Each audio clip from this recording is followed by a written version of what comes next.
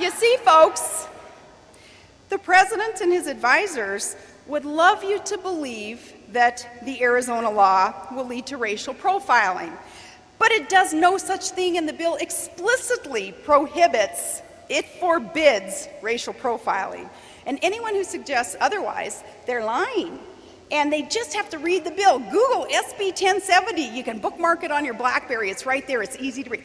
Even I could read it. It's not a difficult thing. But what the bill does, what it does is allow law enforcement officers to ask people that they've already stopped for some other valid reason to ask for a form of ID, like a driver's license. And many are wondering, of course, well, why the heck weren't they already doing that? How is this controversial?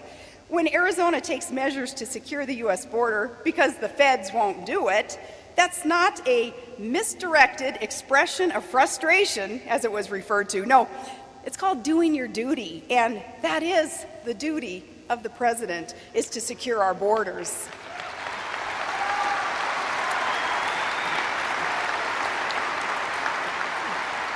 Arizona wouldn't have to do this if the administration would do what they are tasked to do and secure the border. So Greta, I'd like to candidly and diplomatically ask the president, how can you talk a good talk about this and securing the border but do nothing about it? And you claim otherwise, but you cut funding for border security in your fiscal year 2011 budget, and you've reduced efforts. How many reasons must one see before we see action? Is the human suffering of the illegal immigrants arriving here every day to a life of fear and uncertainty, is that reason enough? It should be. Or the Arizonans who are struggling with all of the violent crime and the costs on the border, that should be a reason. How about the criminals who use our porous borders to smuggle drugs into our country? Or the potential terrorist attacks that could result from having an unsecured border? Mr. President, what we'd like to know is, do you realize that we can't do anything about the problem of illegal immigration until you secure the border? That's what Arizona has been trying to tell him. It's been a cry for help from a border state. Failure to do something about this problem, except to use the issue to divide this great nation. It's incomprehensible for most of us. We put a man on the moon. We have technology where we can see in utero life. We can measure life in the womb, and we can build the Alaska pipeline 800 miles over mountain ranges and waterways, but we can't build a fence to secure our border. Americans are saying with one voice, Mr. President, do your job, secure our border.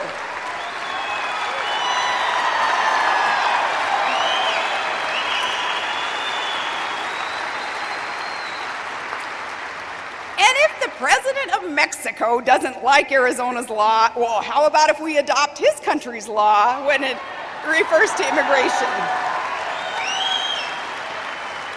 Talk about severe and inhumane immigration laws. Is that the answer? We would like to ask him. And one more thing, Mr. President, when your administration sits down with the Chinese to discuss their terrible human rights record, don't ever apologize for our sister state of Arizona, pretending there is any moral equivalency in our laws there.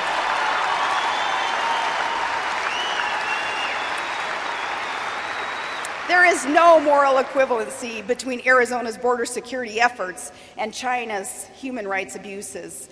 Don't you just hope that this apology tour, that it can end soon? And you hope that it isn't symbolic of the Obama approach to foreign policy or his administrator's approach to how we should be dealing with international issues across the earth. But it's hard to miss. You can call it the Obama doctrine. In practice, it means basically coddling our enemies and alienating our allies like Israel. We'll talk a little bit about that. Greta, what we'd like to say to the president and to his administration is, look, you eased sanctions on Cuba and you sided with Chavez against Honduran democracy. They offer tepid sanctions, North Korea, and gold stars and cookies for the Sudanese president, and sending personal letters to Iranian mullahs, but barely mustering a word of support for the Green Movement, those people in Iran who are seeking democracy and some freedoms and seeking women's rights.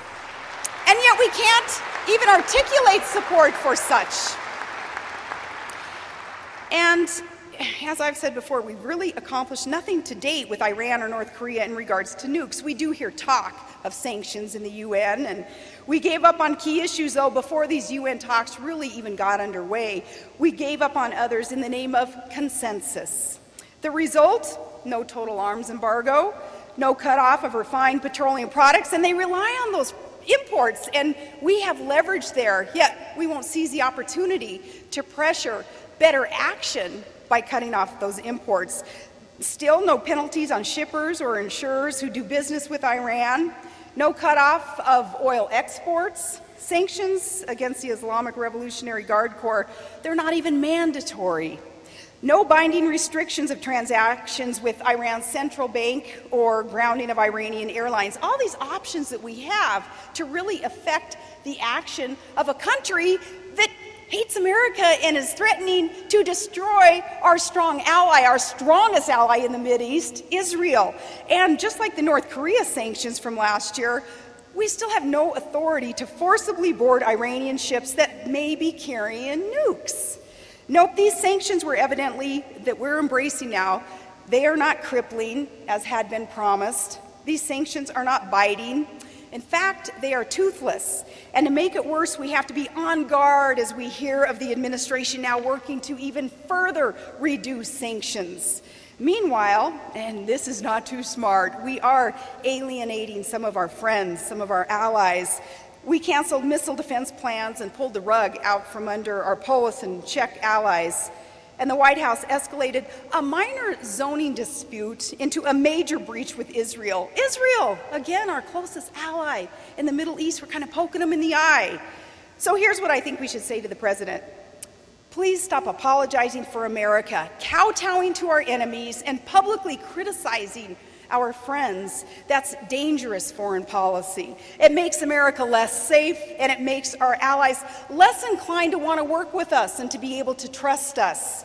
Please, Mr. President, understand and recognize that the critical nuclear threats of our time are North Korea, because they have the nukes, and Iran, because they want to get the nukes.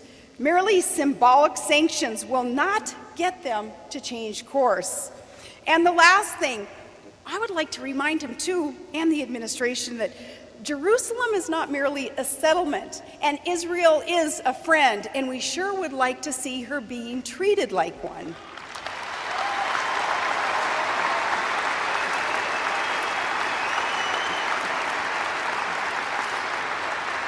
But back to some domestic policy, and I know it's kind of tough to keep up as just, average citizens just trying to, maybe through the news, trying to keep up, because many in the lamestream media, they're protecting the left's agenda, so you're not always getting all the facts, obviously. And our president hasn't had an open press conference solely to take open questions in nearly a year. Can you imagine if George Bush would have gone a year without a press conference?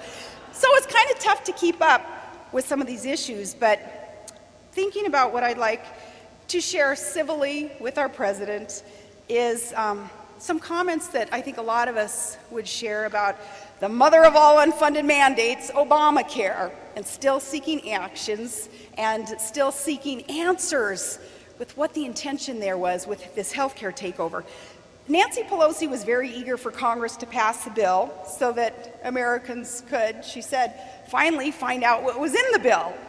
Oh boy, we're finding out all right now, and what we're finding out is really, it's worse than many of us had been prepared to find out. Remember when the president told you that if you like your doctor, you can keep your doctor? Nope, sorry, that's not necessarily true. Cuts in reimbursements is already driving doctors out of Medicare, and kind of ask them, what did he mean by that? More doctors? No, we're going to see fewer doctors being able to afford to stay in practice. Remember the promise that Obamacare would cut premiums by double digits, was the quote. Not true either. In fact, Senate Democrats even, they are now so worried about the rising premiums that they have to acknowledge that they want to introduce price controls.